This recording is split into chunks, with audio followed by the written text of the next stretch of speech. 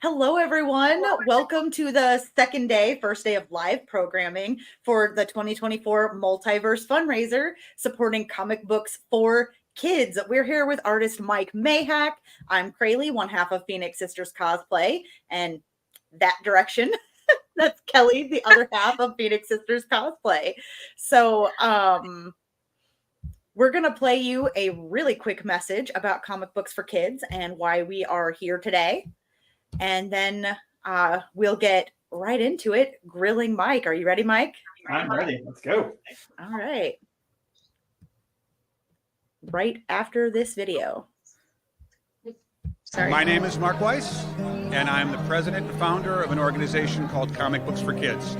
Our complete entire mission is dedicated to providing comic books to kids in hospitals and cancer centers.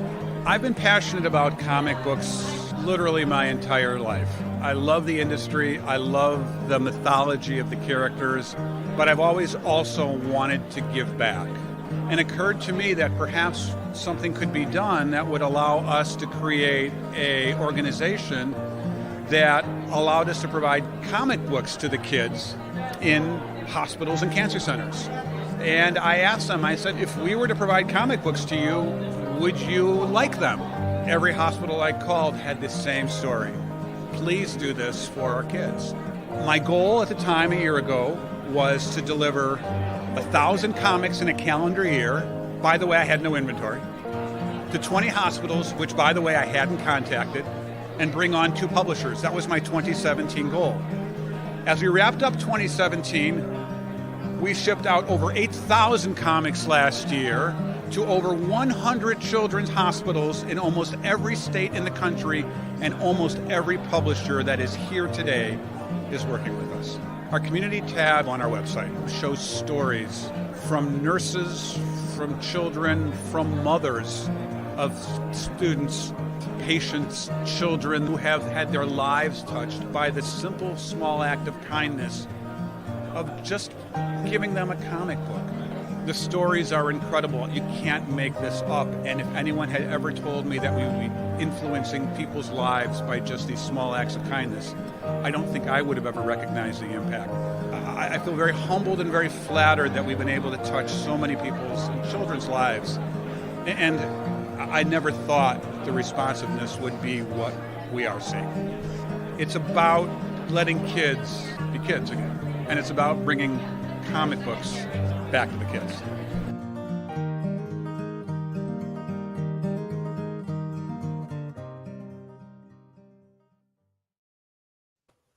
Cool. That's awesome. Yeah, we think so too. Yeah. So I'm going to be putting a banner at the bottom here, just going to scroll on by. But for those of you who are just listening and can't see that, if you go to facebook.com/the multiverse fundraiser or comicbooksforkids.org, you can donate there. You can also just go to themultiversefundraiser.com. So it's like fundraiser minus the D, fundraiser. And there's a big donate button right in the middle of the homepage at themultiversefundraiser.com. It's a pun. It's a pun. We really can spell. I like it. We just like dad jokes. Same here. So, Mike, welcome. Just to give a little rundown of your career, I won't put you on the spot. I'll let everyone at home. So you got your start in indie comics, basically publishing Cleopatra in space. So that got picked up by Scholastics. I don't know if that really counts as indie. Yeah, I started off sort of like as a webcomic, and I was just sort of doing it. I was really just doing it for fun, just as a kind of a side thing, and putting it up online for people to read. And but then I guess when Scholastic picked it up, it kind of became then it became a cartoon, so it became a lot bigger than just kind of me doing it for fun at that point. But yeah, it's crazy how much that little idea sort of took off, and this became what it. Right? Oh, and sorry, I meant to grab the book, but I was going to talk about that because it became a show, which is so exciting. And now you're working for Marvel, or you're doing a lot of work for Marvel. Yeah. New books coming out.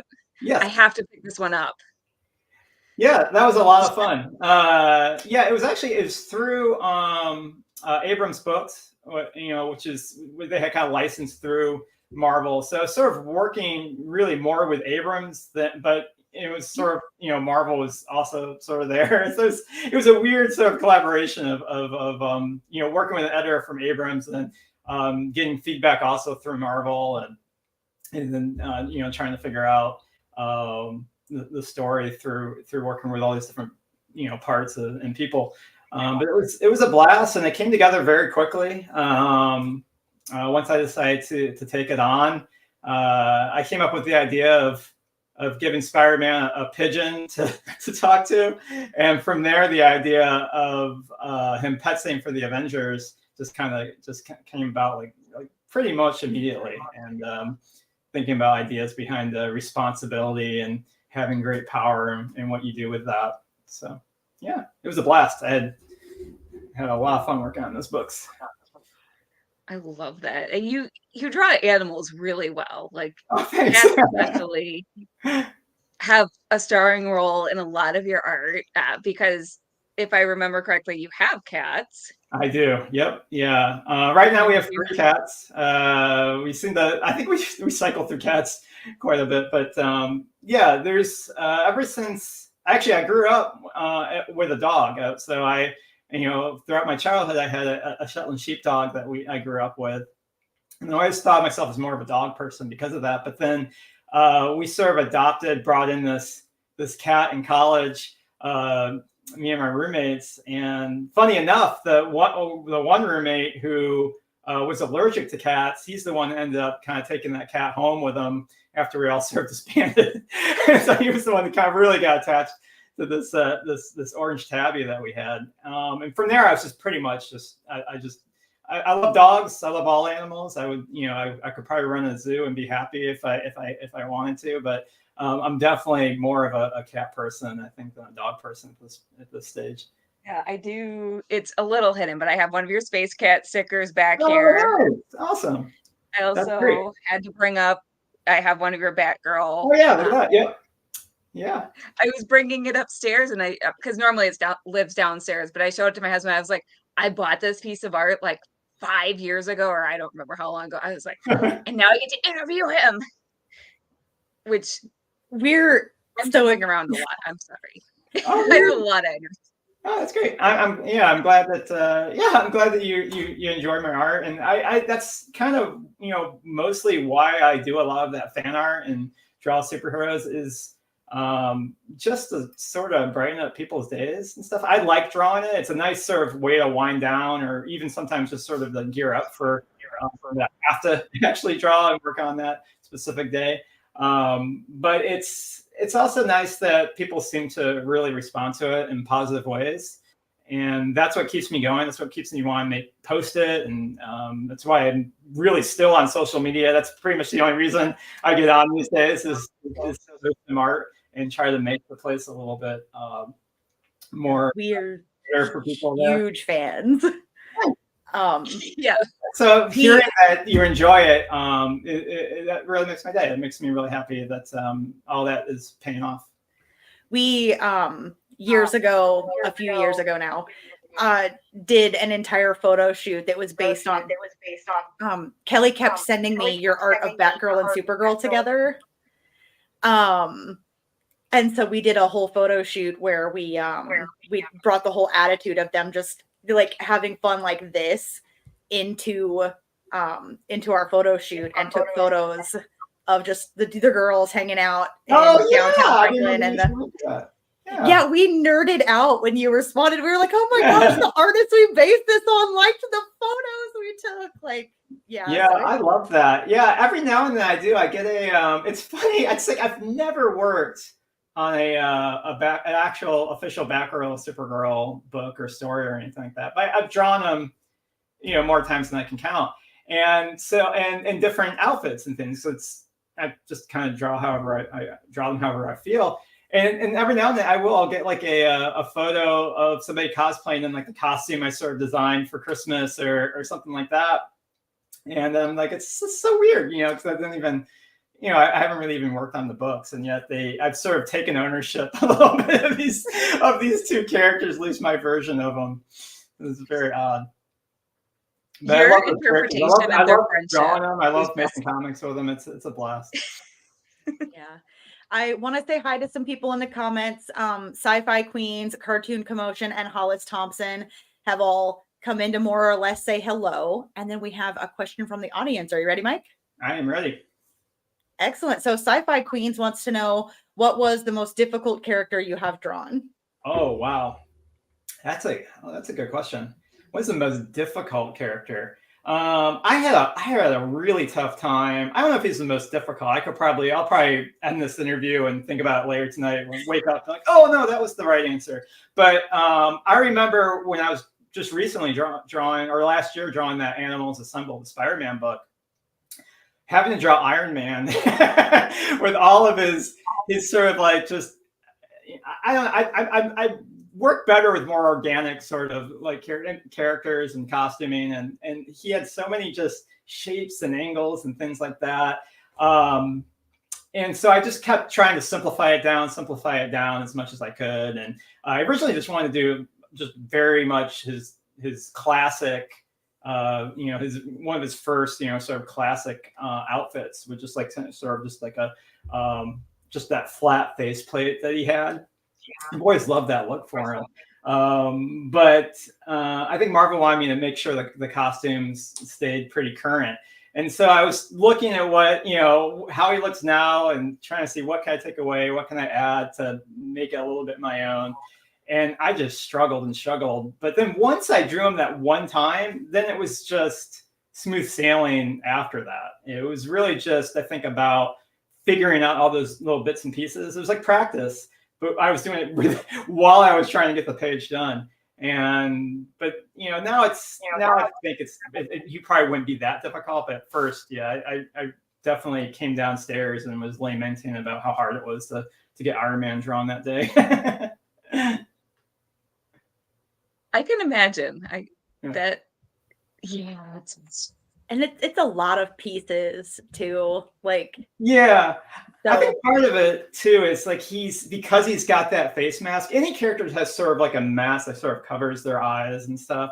I feel like I'm less concerned about sort of exactly how that character looks as much as how they feel. And if I can't have show their eyes and show some emotion and get their personality kind of come through, I do struggle a little bit with that. So I have to find other ways to do that. It's one of the reasons when I was drawing the Spider-Man in the book that I have his eyes sort of emoting, even though it makes no sense with the mask. But it's just I can get a lot more that way, and people don't. They care. You want the idea to come across more than you want the things to be physically possible, I think so. I feel that way as a reader for sure, where I want to know more like how the picture is going to tell the story in my head, as opposed to, I mean, if I wanted to look at a photograph of something, I could. Yes. That's not why I read a comic. We have another question. This one comes from Cartoon Commotion. That's Kate, I'm pretty sure. Hi. He says, if you could work on any particular character for a series, what character would it be? Oh, that like a character that I don't own. Yeah, that you don't. Well, probably Supergirl, Supergirl, Batgirl, or both. I'd probably pick Supergirl over Batgirl just because I know how I would write her. I know how I would sort of change her origin a little bit, and it would be kind of a new approach to the character. Similar to how I kind of put her in my my webcomics that I put up sometimes, but with a little bit more stakes and drama and stuff to kind of beef up her personality a little bit. But yeah, I would if it worked out somehow. I don't know if it ever will, but I would love to work on an actual official Supergirl or even Batgirl book sometime. Yeah. We need to make this happen. Like, you'll need to send messages to DC nicely nicely. Yeah, Like, be nice, but just be like, look, we talked to Mike Maihack, and that's who we want drawing Supergirl and or Batgirl. The problem is I'm always so busy with something else. I'm like, you know, something like I had the Spider-Man books, and then at the same time I had kind of pushed aside this creator-owned graphic novel that I've gotten back to working on now. And graphic novels just take so much time. I mean, I spend, well, you know, this one I'm working on now, I started back in 2020. So they can take about 3 years, sometimes even longer to complete. And in that time, it's hard to really think about pitching another graphic novel series or pitching this for this comic company. Especially when I'm done with the project, I'm much more eager to do another thing that's really just for myself. Characters I own or I have a lot of control over. So if I was to ever do like a Supergirl or Batgirl book, it has to be something that I would have sort of a lot of creative control over. I wouldn't be able to fit into any sort of continuity or make, you know, have the characters be how they are now, because I want it to be kind of have a little bit of ownership of that story and then how I write them and portray them. Okay, so it's we're tough. gonna I think it'd be a really tough thing to sort of pitch and work out. We'll just be but not really to say I wouldn't do specific. it We if want it- Mike to write an Elseworlds story with Supergirl Yes, and yes. Batgirl. There we Yeah, go. like an Elseworlds or just its own sort of standalone graphic novel. Or I even thought it'd be fun because I'd make all the I do all those Christmas comics sometimes to do like just like a holiday special, just a one-off sort of quick holiday special, because that's something that could be done a little bit more quickly than a graphic novel. And if that did well enough, then maybe they'd be more open to something longer down the road. But never know. Right now, I've got a year's worth of work on to get done for the other graphic novel I'm doing. So Yeah, I have a quick announcement fundraiser wise. We are already halfway there after only our shortest day so far. We actually got really far before the event even started because people have been so great getting the word out. So we're at $764 of our $1,500 initial goal. And so we're looking at maybe setting a stretch goal soon. If you guys want to donate, again, if you go to themultiversefundraiser.com, you just hit the big blue donate button in the middle or check out the banner scrolling at the bottom there. And we're going to show a video again explaining more about the organization at the end of this, but we're halfway there. Like I'm singing Journey songs in my head. So, but you all are great. Like we appreciate everyone who's been supporting us. So back to the questions, Mike. Let's go back to Cleopatra. Oh, oops. Sorry. No, oh, that's fine. Let's go back to Cleopatra in space because I feel like I breezed past that a little. Okay. Do you want to talk a little more about? You said it started as a webtoon. What was your inspiration for that? Oh, okay. Yeah, well, it's funny. My inspiration was it came after the fact. I was part of this drawing group. This is really before, I mean, I think social media was starting to kind of happen and stuff, but this is more in the times like forums and things where those were the ways to kind of socialize with other artists. And I was part of this group with a bunch of different artists from all over the world, I guess. And we were be given like a topic to draw. And then we'd all just sort of within a couple of weeks draw whatever that topic was in our style. And one time it was Cleopatra. And so usually I sort of had this thing where I'd never felt really confident in my drawing ability, especially with all these amazing other artists that I was posting with. So I tried to sort of lean on humor to get my ideas across. I just thought it'd be funny to put Cleopatra in space. And so I gave her a spacesuit. I gave her sort of the classic bubble helmet. I gave her a cat floating in there because I'm always drawing cats. And I actually put Cleopatra in space all the way across the top of the illustration. And it was like one of my biggest hit illustrations I think I had ever done. I wasn't planning on doing anything else with that character that I had just sort of created on a whim. But I actually have friends. We were still using AOL Instant Messenger at the time. They were messaging me, you need to make a comic of this, and you should do more. And so I just found myself, I kept sketching various iterations of her, so refining her.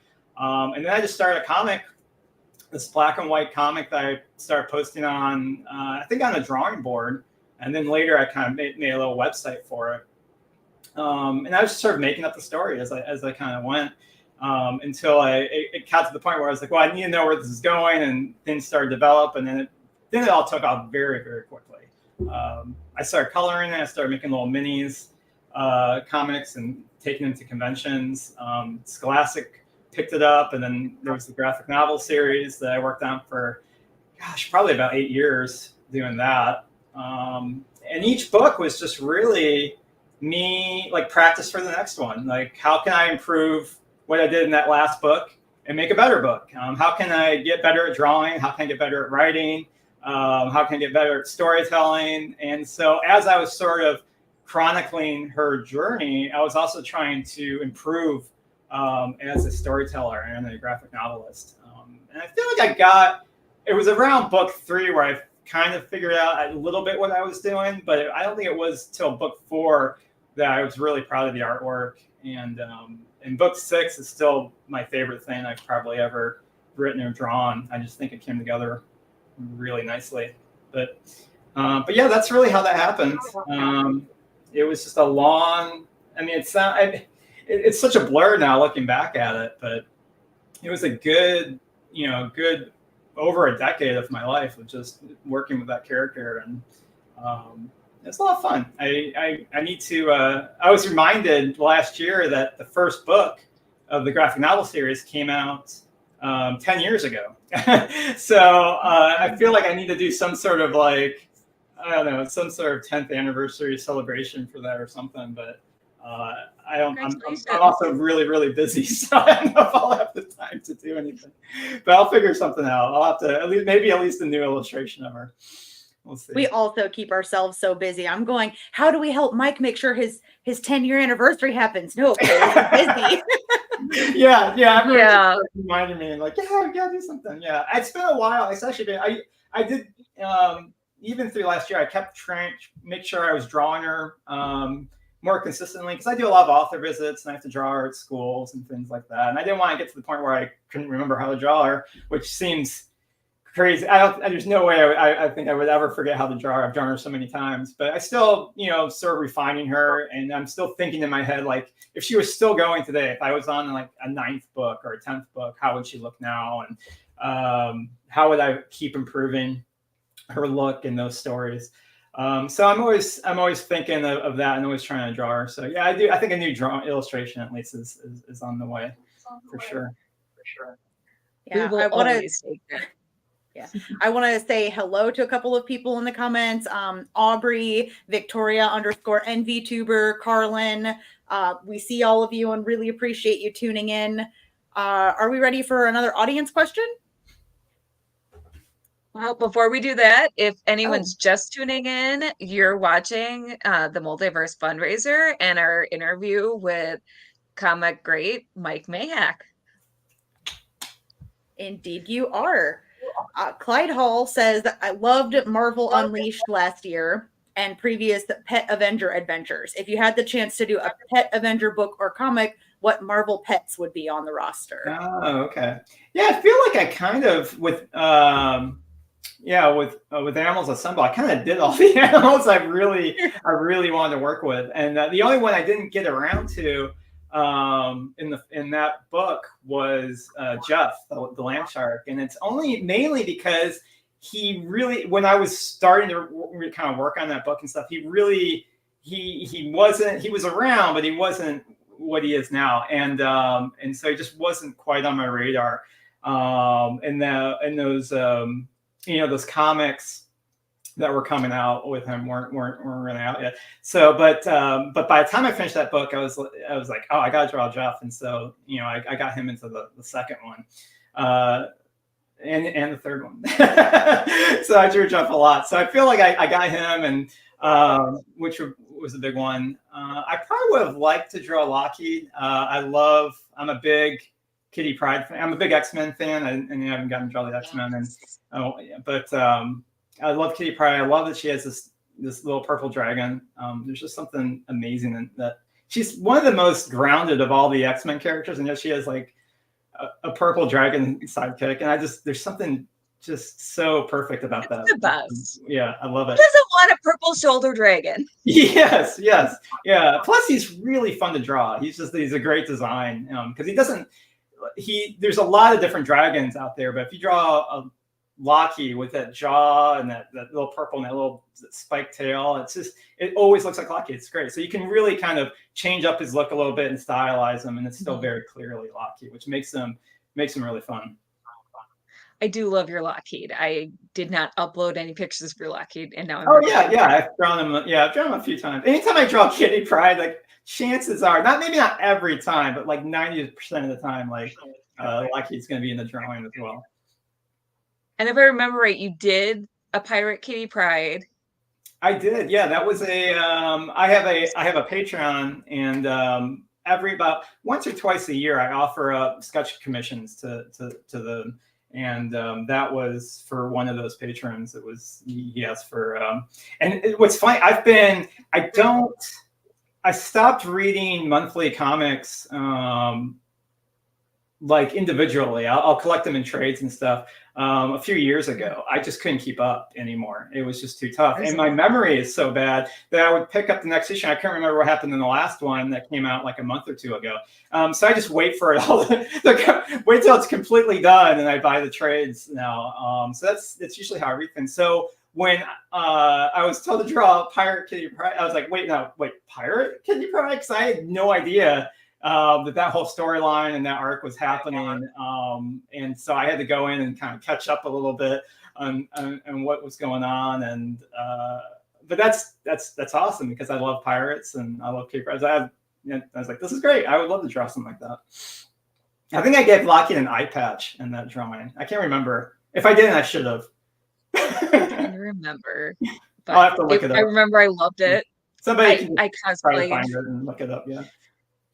I cosplayed that version, and I did get myself a Lockheed and like painted him purple, and so now I have a toy Lockheed for my shoulder, and my life is complete. It's fun. I every Friday night I try, if I'm home or something, I try to leave an image to wish everybody a good weekend. And maybe I'll find that one, and that'll be my weekend image, is that Kitty Pryde pirate thing today. Well, and where can people find your Patreon? Let's plug this. Just my name. I guess Patreon and then Mike Maihack. It's right now I'm using it to preview the my current graphic novel that I'm working on.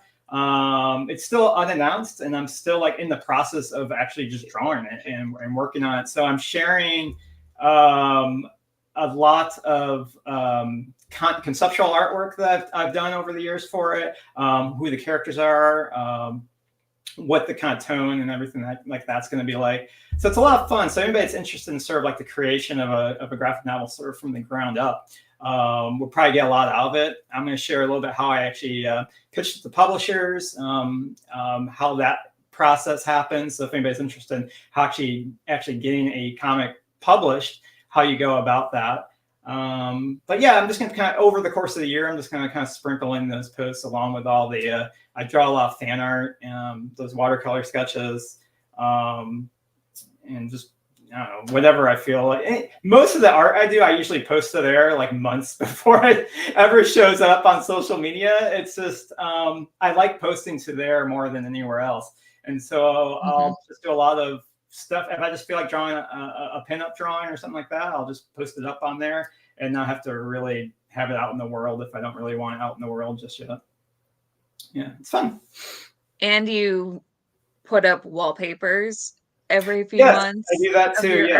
Yeah. Yep. I put I put wallpapers up, like phone wallpapers. I don't know if people still are into the phone wallpapers, or maybe I should come up with something else. But yeah, okay. So yeah, I post phone. I'll take those illustrations and try to make new ones. I'm thinking about possibly doing a sort of an exclusive mini print thing option on there, where I'm like kind of weird about making like prints that I saw fan art these days. It's just, I don't know, there's something kind of weird about it. So, but I know people really like a lot of the art and they want to get prints of it. So maybe that's an option to do it as sort of a limited exclusive thing that you can only get through the Patreon. And maybe I've experimented with like doing like some foils and some different things to make the prints a little bit more extra special than just a normal plain old print.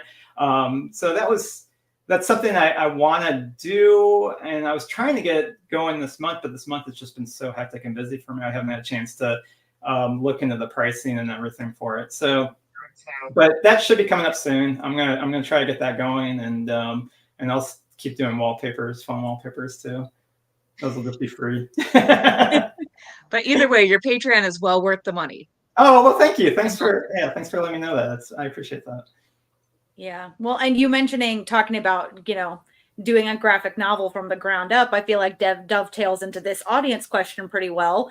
Hollis Thompson asks, as a comic creator who writes and draws, can you talk a little about your process? How do you approach panels, what to show and what to let readers imagine? Oh yeah, there's a lot to that question to unpack because it's not just like, one of those, oh, I just do it this way and that's how it is. There's a lot of back and forth and experimenting and trial and error that goes into that. When I was developing my newest graphic novel, actually pretty much anything, I'm usually going back and forth from like the keyboard to the drawing board, and I'm like, I have a Cintiq that sits right next to it. And I'm just kind of writing some ideas and then sketching some ideas and then writing some ideas until something sort of takes form, some sort of shape happens, and I kind of get an idea of what the personality of the story is actually going to be.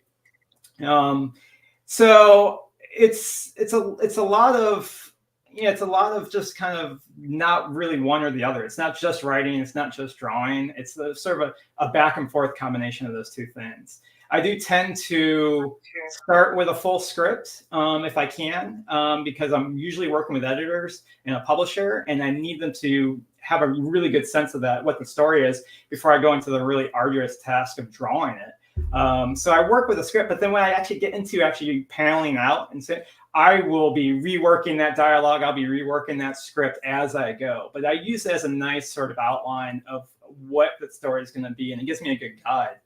I don't write in terms of panel 1, this happens, page 1, 2, this happens. I just write out the story, mostly with dialogue, and then I just sort of figure out what that pacing is going to be like, panel by panel, page by page as I go, and just cross my fingers, it's going to end at a good page count that isn't too long or too short.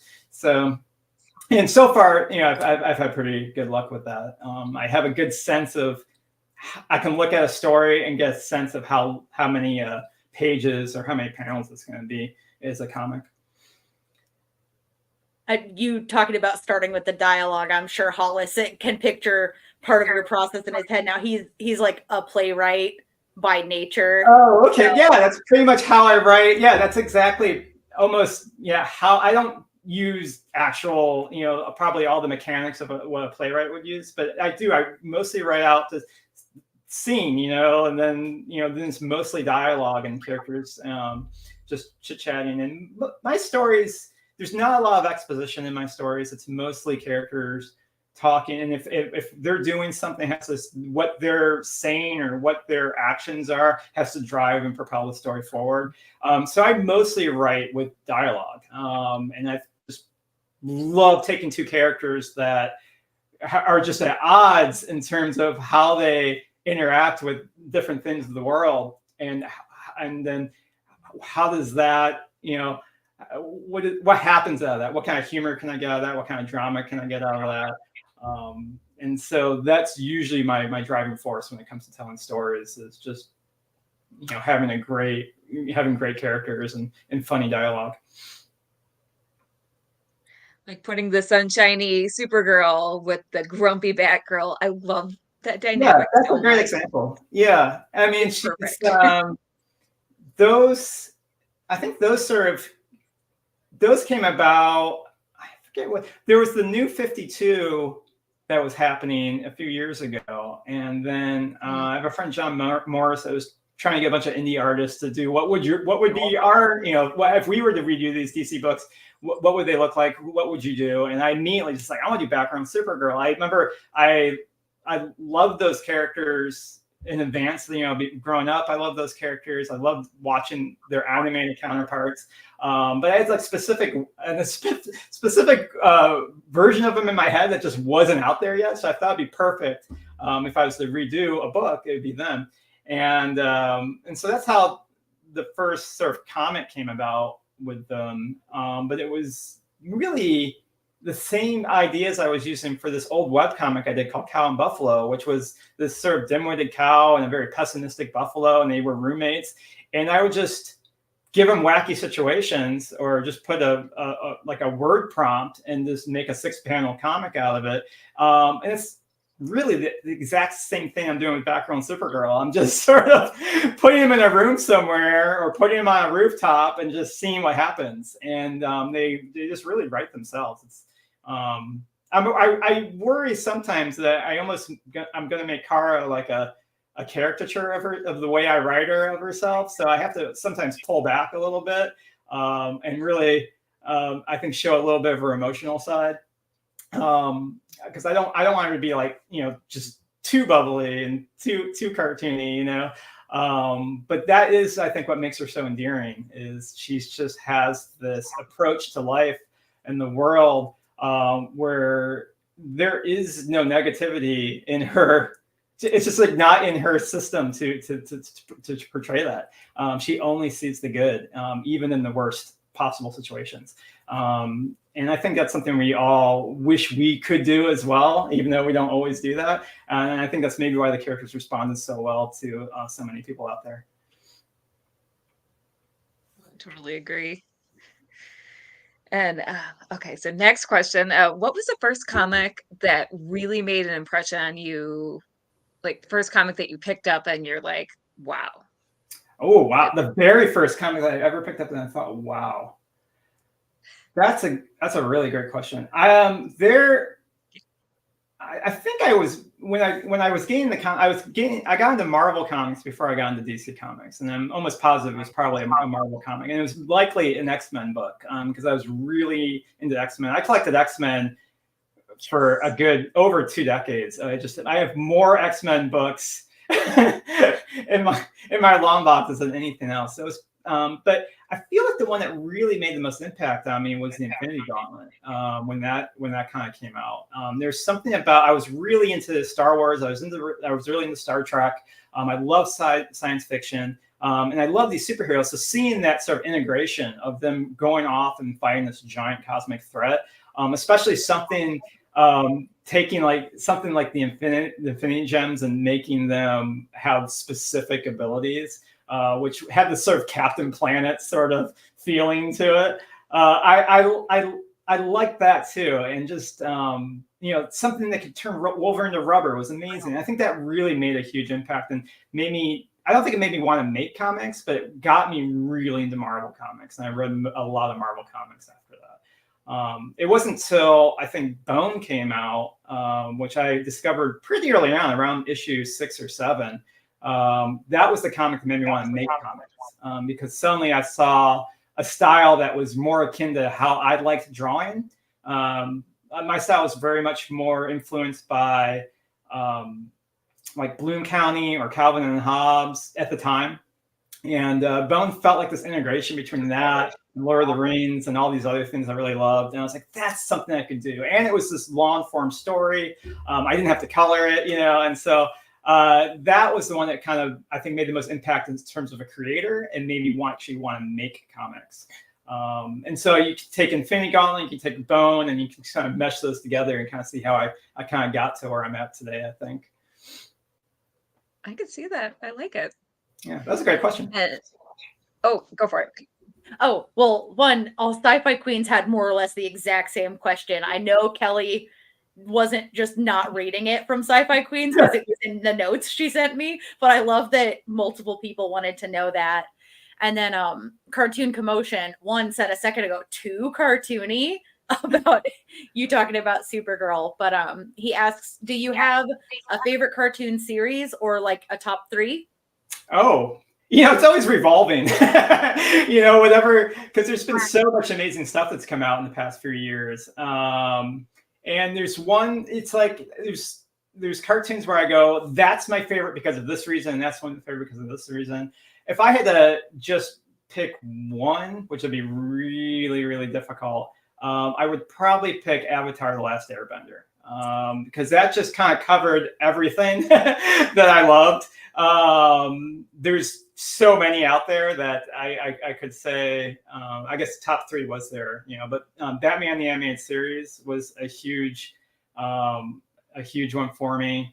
And then recently, I'm trying to think of something. I want to give something. So right now, I've been watching One Piece with my youngest. He's my 8-year-old, and we're on episode, I think, 150 or 160 or something like that, out of 1,000. I don't know if we'll ever finish the series, but like that's a series that, like, at first I'm like, this is all right, and then I can't stop. I'm like so engaged with this story of the Straw Hat crew right now. So I imagine if I kept up on that after about 1,000 episodes, I'll probably think it's like the best thing ever because I'll be that much more invested in it. But yeah, right now, One Piece. The episodes are never ending, so good thing you like it. But yeah, I'll stick with Avatar: Last Airbender. That's always been a huge one for me. It's a big one for me too. Yeah, big influence. Yeah, if I was to make a cartoon, it would have a similar tone, I think, to that, because that just hit all those all the things I kind of love when it comes to storytelling. Willow over at Skylar Productions wants to know, do you prefer to create comics for adult readers or for the younger demographic? That's a good question. It's funny. I don't really differentiate. I don't think about it. I'm not going, this is definitely going to be for, I guess with the Spider-Man books, I am thinking I want younger readers to be able to read this and understand it and stuff. But I also want adult readers to enjoy it and kind of be engaged in a similar way. Comics take a really, really long time to make. And so it just doesn't make sense to sort of limit your audience in terms of ages. I just try to make comics for everybody that can enjoy them. And so I do think about kids when I'm making comics, because I want them to be able to read the comics and enjoy it. I usually keep politics completely out of my comics because politics are really boring. And if I was a kid, I wouldn't want to know. I like anytime, like when you watch Star Wars and all of a sudden they're all like in the Senate meeting, you're like, I don't care, like just show me some spaceships, show me some lightsabers. And so I try to keep that out of there. I try to keep, violence to sort of a minimum, romance to a minimum, because of those things that I was at a school function once and I got all these kids like, why did you have to make Cleopatra kiss Anthony? And I was like, really? That's what you're upset about? Is this one little kiss?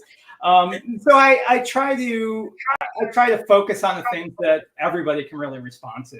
Not to say I would do a book that caters more to adults maybe sometime, but I have more interest in trying to capture as many people as I can. And I think kids are really sort of the future of not just comics, because they're the ones that are going to be growing up making them, but really just everything else. And who knows what a comic's can inspire in the next medical professions, and science and philosophy and all these other things that we need to kind of make the world even better and better and better and more positive and more creative. And so I think capturing kids' imaginations and focusing on those younger readers is really, really important. But if the adults are into it either, they're not going to get those books for their kids. They're not going to read them along with them, which I want them to do. I want parents to sit down there and read those books with their kids. So they need to be engaged as well. So I'm thinking about everybody when I'm writing my books. That answer makes so much sense coming right after you saying one of your favorite cartoon series is Avatar: The Last Airbender. Yeah, it did so well. That's what that is serious topics that adults enjoy engaging with too, presented in packaging that kids can relate to and enjoy. Mm-hmm. Like, perfect. I mean, clearly it's working for the audience here. We got Michael Forehand, thanks for commenting, says The Last Airbender is amazing. Carlin Stewart was saying the Avatar was great. Like, this is clearly resonating with a lot of us sitting here going, we're adults. Yeah, think about the kids. So that's awesome. And I would definitely agree, Mike, that your books have an all ages appeal, which is sometimes rare to find in comics nowadays. And I think there's a lot of, I think it depends on the author and the illustrators and stuff, what they feel like, what everybody, enjoys drawing something different or writing something different. And I think you shouldn't really stifle those things. And if that's what you like to do that, and there's a lot of things out there. There's a lot of stuff I love to watch that's strictly for adults, and there's stuff that I wouldn't let my kids watch until they're like, 25. I just watched, this Netflix show called Blue Samurai. I was like, oh man, Orion's gonna love this show. I'm not gonna let him watch it for 20 years, because it was so adult. But I'm glad that I love it, but I would not subject a child. No. But like, I'm glad somebody made that for me. I'm glad somebody made that for adults, because that's something that I really enjoyed. And the show, and it wouldn't have worked otherwise. It wouldn't have worked if it was geared towards kids, or if they had tried to key down some of those moments. It had to be what it was. That's why it works so well. And so I'm glad that there's authors doing that and stuff. So when I say like, it doesn't make sense to not encompass it, it does in a lot of ways. Just for me, I just like to try to keep as many people involved as I can reading the books. Yeah, that's a good question. I like that. And we do have a special guest in the studio. He just popped in. So Mark Weiss of Comic Books for Kids. Hey, Mark. Hey guys, listen, anytime I'm in a space with legendary cosplayers and a talented guy like Mike, you count me in any day. I got to be honest. I'm thrilled to be here. I'm the, one of these things is not like the other. Yeah, that's me. I mean, I'm thrilled to be with you guys. Well, we're thrilled Mike, to have you. You had me at Batman the Animated Series. I might put my age might put it a little bit above, One Piece, but yeah, I'm not going to argue. I'm not going to argue the levels. Okay. I mean, if I had to, if I had to name a show that probably had more influence on what I do now, it was Batman the Animated Series. There's everything about that, the art style, the storytelling, just the tonal quality of it was just so well thought out and well done. I've seen every single. In fact, it was fun. I didn't buy a lot of DC comics at the time, because I was a kid when that show was coming out. I was mostly reading Marvel and X-Men. Right. But the one Batman book I bought was the Batman Animated Adventures, the comic based on the show. I have every single issue of that Batman Adventures. In fact, I remember, because when I had a friend that's like, you should, that Harley Quinn issue is probably worth a lot. I was like, oh, I know I have it, because I have every single issue. I had to go and pull it out of the garage just so it was, not going to get ruined. But yeah, it's tough. I love cartoons. I watch more cartoons than anything else, because I just think I just think they're better than a lot of live action stuff out there. The characters are better. There's more. There's just more emotion. There's just something that you can't capture. It's more exaggerated, I guess. And so if you are into anime, work otherwise in live action. If you're into anime now, some of the most creative writing, storytelling is in anime today. Yeah, that's kind of like we're watching the live action One Piece along with the cartoon, and I'm like, I can't get into the live action as much, because I want to see their smiles like that big. When Luffy does something amazing, I want to see that grin just miles long, and there's just something that comes across a lot easier, and I can respond to a lot more when it comes to animation. Somehow I think you're maybe enjoying it a bit more than your 8-year-old, Mike. I don't know. I think part of the fact that he enjoys it so much is what's made me enjoy it even more. I think you're using him as an excuse to watch it. Let's go watch it. We should watch this. Yeah, I have to go back and watch some of the early ones, because he started it without me, and then I kind of came in later, and So I was just talking about that with him today. I was like, I need to go and catch some of those ones I missed at the very beginning. But yeah, I don't know. It's good. I like it. Do you see any of the current animes or storytelling influencing your future direction? I mean, as a creator, we're all influenced by everything around us, by what we see, what we view, what we touch. Mm-hmm. You know, having an 8-year-old has changed your mindset. Oh, I mean, how do you see your creativity shifting and changing just because of the way today is? You know? Oh yeah, I mean, it's just you hit the nail. Everything it influences what I do. Just going for a walk in the park is going to influence some sort of facet of what's going to go into a story, even if it's just how I'm going to draw a specific plant or something like that. But I have an 8-year-old, a 12-year-old, and the current graphic novel that I'm working on, I have two characters in it, and they're completely based off, their personalities are completely based off of them. The book would not exist if it wasn't for them. There we go. There's dialogue, there's storytelling points that came from conversations we've had with each other. And so it's a book that I wouldn't have even been on my radar to make until I became a father. And so it's those things are always happening. Anytime I watch a show or a cartoon or anything, there's definitely going to be stuff that's going to influence it. Well, listen, Mike, I would be remiss if I didn't thank you for being here, for taking the time to spend with this incredible group. I mean, you know, Kelly and Crayle, like I said, I'm the odd man out here. Yeah, it's big time hard here. You know, we're all holding hands singing Kumbaya. I mean, you can't hear it, but if you listen closely, the track's there. The reality is, and Crayle, I haven't had a chance to say hello to you. Thank you so much for being here and doing this. And Mike, you know, spending your time to help promote what we do means a lot. So absolutely thrilled and honored to say hello to you and thank you at the same time as well. Oh, absolutely. Yeah, no problem. I appreciate it. And I love being here. Thank you. Mike, what's behind you? What's on that? See, I can see the shelf behind you, but I can't see the little things that are on it. Oh, those are are Disney Infinity figures. There's this Disney Infinity game that came out and they stopped making it, but I love the figures. And so I have almost all of them. That's just some of the Marvel and Disney ones. I have all the Star Wars ones on right there. And then there's just a whole bunch some are still in boxes, but I love those figures so much. The designs for them that I just gobbled them all up, especially when they stopped making the game and they all went on sale. I got them. So now they're sit on shelves and I love them. It's great. You had said earlier your book is a cross between, was it Bone and in the Infinity Gauntlet? Was that it, or was it? Well, I was just saying those are probably two books that really influenced how I come up with stories. Now, if it's not, I want to see you do that. Actually.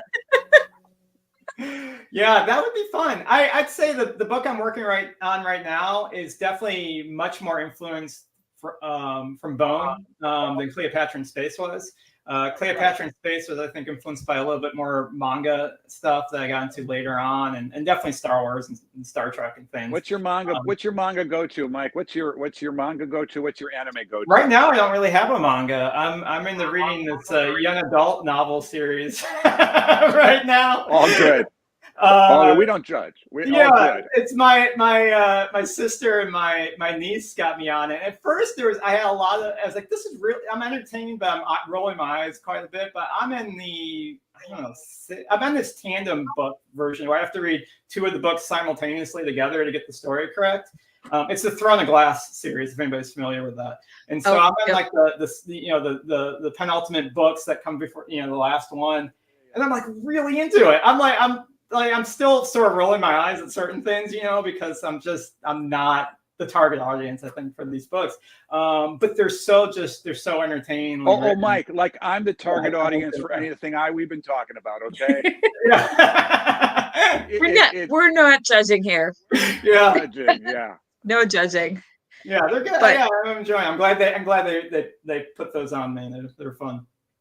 But yeah, I'm not We reading a are lot out of of time. manga right now. I loved Pluto. I thought that was really, really good. So, but I recently just asked online some manga suggestions, and I got a ton to kind of look into. So after I finish this series, I'll dive into one of them. I just haven't decided which one it's going to be. Nice. So Mike, we are pretty much out of time. So where can people find you? I am on Twitter or X or whatever. Like I said, I post art probably there more than any. Besides, I post mostly to my Patreon. If you want really see my art, just go to my Patreon. That's where I post most of my stuff. But other than that, Twitter's where I it's just the easiest place for me to post art. So I'm usually there, posting art more often than the other ones. But Instagram, Blue Sky. Facebook, you can follow me. I've hit my friend limit on there, but you can follow me on there. And it's all Mike Maihack. I don't know. I have MikeMaihack.com. You can probably find links to all this. How do you hit a friend limit? I didn't even realize you could do that. Yeah. Facebook. You can. I only have one friend, Mike. So forgive me, okay? You can only reach I think 5,000 friends on Facebook. And so look at once us. that hits, you can't. Nobody can. Forgive me for being in the same stream with you. But I never snuck in when I did. I said earlier, I really don't get on social media that much and sort of converse. I'm just too busy, honestly.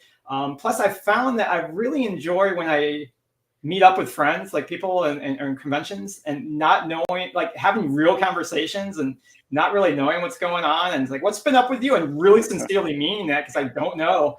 And I love that. I feel it's easier for me to talk to people in real life than it is on the internet. And so I mostly just get online to post art. It's really just about it, and to look at art, sometimes, or cute animals, or organizational videos and stuff like that. But for the most part, it's just posting art. And I also want to plug your other books because we didn't fully touch on them. So you also have Spider-Man Quantum Quest. Yeah, that just came out, and that will be out in July. It's coming out. Yeah. Yes.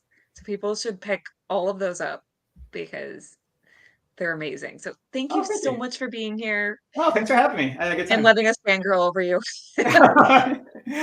No problem. And Mark, thank you for dropping in. Oh, Mike, thank you for letting me fangirl over you. I mean, honestly. Thanks for letting me fangirl too. That was great. I totally fangirled over the Throne of Glass series, so that was perfect. It's just a love fest. So I'm gonna play the video real quick, and then you all need to tune into our next panel, which is gonna be John Jackson Miller, which I will also be on. So then I have to scoot to that one. So thank you all. The Multiverse Fundraiser is partnering with Comic Books for Kids to raise money for their cause. Their mission is to provide comic books to children in hospitals and cancer centers across the United States, Canada, and the UK.